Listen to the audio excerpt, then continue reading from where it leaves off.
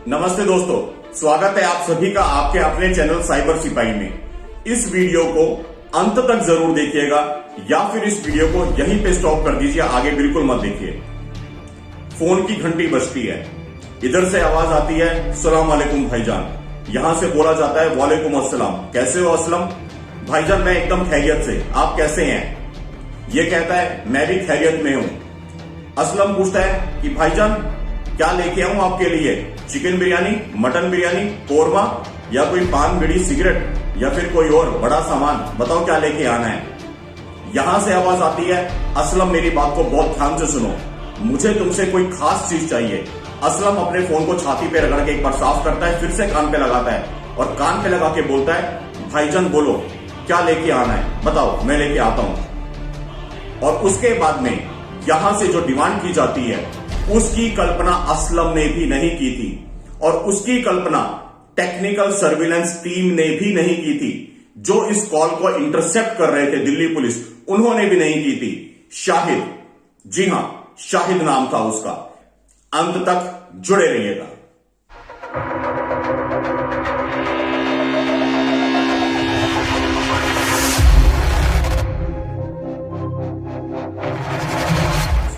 शाहिद यहां से बोलता है असलम तुम मेरे लिए पारा जमा करो, पारा इकट्ठा करो। जी हां, पारा मतलब मरकरी, जो कि थर्मामीटर में होता है, टेम्परेचर नापने में काम आता है। शाहिद असलम से पारे की डिमांड करता है और जैसे ही यह शब्द हमारी टेक्निकल सर्विलेंस की टीम या जो इस कॉल को इंटरसेप्ट कर रही थी दिल्ली पुलिस, उनके कानों में पड़ते हैं, उनके कान खड़े हो जाते हैं। वो लोग हक्के बक्के रह जाते हैं कि यह पारा क्यों मंगवाया जा रहा है, वो भी कहां पे? जनवरी 2021 पहला हफ्ता Tihar jail number 3 Tihar jail में जो हत्या के आरोप में, गैंग रेप के आरोप में एक कैदी वहां पे होता है शाहिद। वो अपने सहयोगी असलम को फोन करके पारा मंगवाता है। तो दोस्तों ये जो वाकया मैं आपको बता रहा हूं, ये जनवरी 2021 के पहले हफ्ते का है। देश की राजधानी दिल्ली में स्थित तिहाड़ जेल की जेल नंबर 3 में कैद है आरोपी शाहिद। और किस आरोप में बंद है वो? सामूहिक बलात्कार और बलात्कार के बाद हत्या। जिस औरत के साथ उसने बलात्कार किया, सामूहिक बलात्कार किया, उस बलात्कार के बाद में उस औरत का कत्ल भी कर दिया। और ना सिर्फ उस औरत का कत्ल किया, उसके बाद में उसके दोनों बच्चों को भी मार दिया। और बच्चों को क्यों मारा? इसलिए मारा क्योंकि दोनों बच्चों ने अपनी मां का बलात्कार होते हुए और अपनी मां का कत्ल होते हुए शाहिद को देख लिया था, तो उन दोनों बच्चों को भी मार दिया। 3 कत्ल का आरोपी, सामूहिक बलात्कार का आरोपी तिहाड़ जेल में बंद है 2015 से। और 2021 जनवरी के महीने में पहले हफ्ते में जब वो असलम से फोन पे बात करता है, उसकी कॉल को टेक्निकल सर्विलेंस पे रखा जाता है, उसकी कॉल इंटरसेप्ट की जाती है। और जब वो कॉल इंटरसेप्ट की जाती है तो इंटरसेप्ट करने वाली दिल्ली पुलिस के होश उड़ जाते हैं, क्योंकि वो कोई खाने पीने की चीज नहीं मांगता, वो कोई नशे की चीज नहीं मांगता, वो असलम से मांगता है पारा, कि मेरे लिए पारा जमा करो। उसके बाद में एक स्पेशल टीम का गठन किया जाता है। वो स्पेशल टीम असलम के ऊपर निगरानी रखती है। असलम ने अलग अलग मेडिकल स्टोर से जाकर के तकरीबन 100 से ज्यादा थर्मामीटर इकट्ठे किए, 100 से ज्यादा थर्मामीटर उसने खरीदे। और थर्मामीटर खरीदने के बाद में उसने इंटरनेट पे सर्च किया कि पारा कैसे निकाल सकते हैं। उसने थर्मामीटर को तोड़ के ड्रॉपर के जरिए, ड्रॉपर के माध्यम से पारा निकाल के एक इत्र की शीशी, जी हां इत्र बोले तो परफ्यूम की शीशी में वो पारा जमा करना शुरू किया। और उसके बाद में असलम को भी दिल्ली पुलिस गिरफ्तार कर लेती है। दिल्ली पुलिस असलम से सारी पूछताछ करती है। पूछताछ में यह पता चलता है, असलम बताता है कि शाहिद भाई ने उससे पारा मांगा था। वो जेल में ही किन्हीं और कैदियों का कत्ल करना चाहता था। किनका कत्ल करना चाहता है? असलम बोलता है ये मुझे नहीं पता, मेरा काम सिर्फ शाहिद भाई के लिए पारा इकट्ठा करके उनको जेल में पारा पहुंचाना था। उसके बाद दिल्ली पुलिस की स्पेशल टीम कोर्ट से दरख्वास्त करती है, निवेदन करती है कि रिमांड पे लिया जाए शाहिद को। और जब उनको वो ग्रांट मिल जाती है, शाहिद को रिमांड पे फिर से लिया जाता है। उसके बाद शाहिद अपना मुंह खोलना शुरू करता है। शाहिद यह बताता है कि तिहाड़ जेल में आईसिस के, जी हां ISIS के 2 आतंकवादी भी कैद हैं वहीं पे जेल नंबर 3 में। उनका नाम है अजीमुल शान और मुफ्ती अब्दुल सामी। अजीमुल शान और मुफ्ती अब्दुल सामी ने शाहिद को ब्रेन वॉश किया जेल में ही। उसका ब्रेन वॉश किया गया ये बोल करके कि शाहिद इस जेल में कुछ हिंदू लोग कैद हैं। वो हिंदू किस लिए कैद किए गए हैं उन पे आरोप लगे हैं दिल्ली दंगे में शामिल होने के। उन्होंने दिल्ली में मस्जिद को नुकसान पहुंचाया है, उन्होंने दंगे में तुम्हारी कौम के, हमारी कौम के कुछ लोगों को मारा है, तो तुम्हारा यह काम बनता है, तुम्हारा दीन तुम्हें यह कहता है, वहां का पैगाम है, किताब का पैगाम है कि तुम्हें इन काफिरों का कत्ल करना चाहिए। इस तरह से अजीमो शान और मुफ्ती अब्दुल सामी जो कि आईएसआईएस के आतंकवादी हैं, जो कि 2015 और 2016 में एनआईए ने पकड़े थे और उसके बाद में उनको जेल में भेज दिया गया था। लेकिन वो दोनों आतंकवादी जेल को ही अपना ट्रेनिंग कैंप बना लेते हैं, जेल में ही आतंकवादी तैयार करने की गतिविधियां शुरू कर देते हैं। यह शाहिद का कबूलनामा है। शाहिद ने बताया कि उसके टारगेट पे अंकित, राहुल और हिमांशु, ये 3 लड़के थे जो कि तिहाड़ जेल में कैद हैं और इन तीनों पे आरोप है दिल्ली दंगे में शामिल होने का।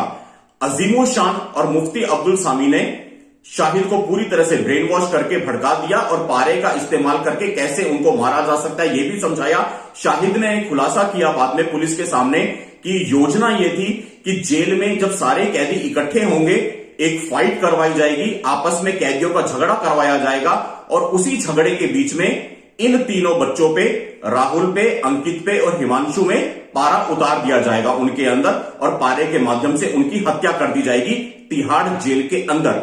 ये पूरी स्टोरी जब खुलकर के सामने आई, आज 5 मार्च 2021 को मैं आपके लिए ये वीडियो शूट कर रहा हूं, लेकिन शायद मैं इस वीडियो को 7 मार्च 2021 को रिलीज करूंगा, क्योंकि आप सभी साथी देख रहे हैं पिछले 5 दिनों से मैं द वायर की झूठी रिपोर्ट को कवर कर रहा हूं। जी हां, अब कनेक्शन समझिए। वायर को जो मैंने पिछले 5 दिनों में कवर किया है, वायर ने क्या किया, दिल्ली दंगों के 1 साल के बाद में एक झूठा नैरेटिव चलाने की कोशिश की है। आप लोग हमारे साइबर सिपाही के पिछले 6-7 दिन के वीडियोस देख लीजिए, आपको समझ में आ जाएगा। वायर ने दिल्ली दंगों का मास्टरमाइंड किनको बताया? उनको नहीं जिनकी छतों पे गुलेल मिली, उनको नहीं जिनकी छतों पे एसिड बम मिले, उनको नहीं जिनकी छतों पे पेट्रोल बम मिले, उनको नहीं जिनके पास में धारदार हथियार मिले, उनको नहीं जिन्होंने आईबी के ऑफिसर अंकित शर्मा को 400 बार चाकुओं से गोद गोद के मार दिया। लेकिन लायर जैसे पोर्टल ने दिल्ली दंगों का मास्टरमाइंड बताया कुछ हिंदुओं को। किनको?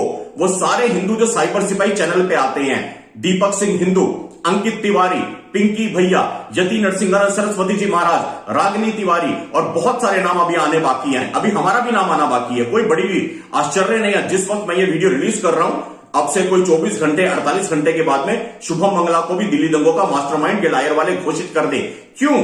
क्योंकि वायर वालों की आप पूरी रिपोर्ट देख लीजिए। आप मेरे पिछले 6 दिनों के वीडियोस देखेंगे, आपको समझ में आ जाएगा। साइबर सिपाही के वीडियोस को उठा के ये लोग वहां से लोगों को अटैक कर रहे हैं और उनको दिल्ली दंगों का मास्टरमाइंड घोषित कर रहे हैं। आज मेरा यह प्रश्न है मेरे दोस्तों, जितने लोग इस वीडियो को देख रहे हैं, मैं आप सभी के माध्यम से एक प्रश्न पूछना चाहता हूं कि क्या लायर जैसे लोगों को यह तिहाड़ जेल की स्टोरी नहीं मिली? मैं 2 दिन इंतजार करूंगा इस वीडियो को शूट करने के बाद में। मैं रिपीट करता हूं, ये वीडियो मैं 5 मार्च 2021 को शूट कर रहा हूं, लेकिन मैं 7 मार्च 2021 को इसको रिलीज करूंगा। अगले 2 दिन में इंतजार करूंगा क्या लायर हो, क्विंट हो, स्क्रॉल हो, अभिसार हो, बरखा हो और ये बहुत सारे जो अपनी अपनी न्यूज एजेंसियों से धक्के मार के निकाले हुए लोग हैं, जो झूठी रिपोर्टिंग करते हुए पकड़े गए हैं। बकायदा इनको 3-3 बार शो कॉज नोटिस जारी किए गए हैं, लेकिन इन्होंने फेक प्रोपोगेंडा चलाया है। चैनल में बैठ करके इन्होंने पार्टियों का प्रचार किया है, चैनल में बैठ करके इन्होंने भारत के खिलाफ बातें की हैं और उस दोष में इनको निकाला गया। वहां से निकालने के बाद में इन्होंने अपने यूट्यूब के चैनल्स खोल लिए और आज उन चैनल्स पे पूरी तरह से झूठ परोस रही हैं। ये दिल्ली दंगों का मास्टरमाइंड किनको बताते हैं? जो कवि सम्मेलन करते हैं, जो कीर्तन करते हैं, जो धार्मिक आयोजन करते हैं, उनको कहते हैं कि ये दिल्ली दंगों के मास्टरमाइंड है। और दिल्ली दंगों के 1 वर्ष के बाद भी आज 5 मार्च को यह रिपोर्ट निकल के सामने आ रही है कि देश की राजधानी दिल्ली में तिहाड़ जेल के अंदर आतंकवादी कैंप बनाया जा रहा है। और आपको एक चीज और बताना चाहता हूं, शाहिद ने जब दिल्ली पुलिस को अपना बयान दिया, उसने यह भी बताया और बाकी कैदियों ने भी बताया, वहां पे जो मुसलमान कैदी हैं, कि ये जो अजीमो शान है और मुफ्ती अब्दुल सामी है, वहां के मुसलमान कैदियों का ब्रेन वॉश कर रहे हैं, उनको लगातार भड़का रहे हैं, उनको प्रोवोक कर रहे हैं, उनको बोल रहे हैं कि ये हिंदू वो लोग हैं जिन्होंने तुम्हारे पे अत्याचार किया है, इन हिंदुओं को मारना तुम्हारा फर्ज है, तुम्हारे पे दीन कायम होगा, इनका कत्ल करके ये वहां के कैदियों ने दिल्ली पुलिस को बताया है। तो आप सोचिए, जो आतंकवादी हमारे सुरक्षा बल पकड़ लेते हैं, वो पकड़े जाने के बाद भी जेल में भी अपना काम नहीं बंद करते हैं, वो जेल को ही अपना टेरर ट्रेनिंग का अड्डा बना लेते हैं। लेकिन ये सारी बातें हमारे लायर जैसे लोगों को नहीं दिखाई देती।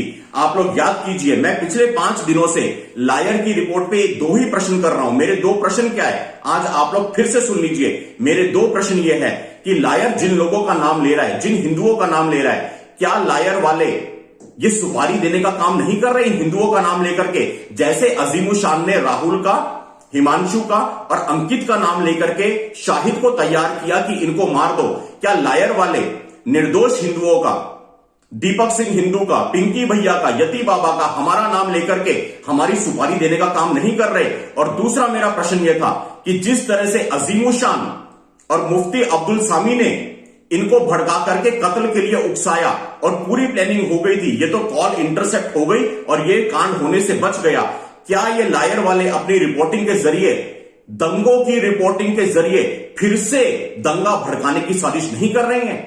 ये बहुत बड़े प्रश्न है जिनका उत्तर किसी ना किसी को देना पड़ेगा। मेरे को कई वर्ष हो गए हैं, आप सभी साथी जानते हैं, मुंबई पे जब आतंकवादी हमला हुआ था 2008 से, नवंबर 2008 से मैं लगातार यह बात बोलता आया हूं कैमरे के आगे। 2015 की सेमिनार आप सभी ने देखी होगी, और नहीं देखी तो चैनल पे अवेलेबल है, आप लोग देख लीजिएगा। उसमें हमने कितने सारे वीडियोस चला करके बाकायदा सरकार को बोला कि भैया हमारे देश में ऐसे ऐसे पत्रकार हैं जो पाकिस्तान को ईमेल्स करते हैं, जो पाकिस्तान वालों को अंदर की रिपोर्ट देते हैं, क्यों नहीं उन पत्रकारों पे देशद्रोह का मुकदमा चलाया जाता?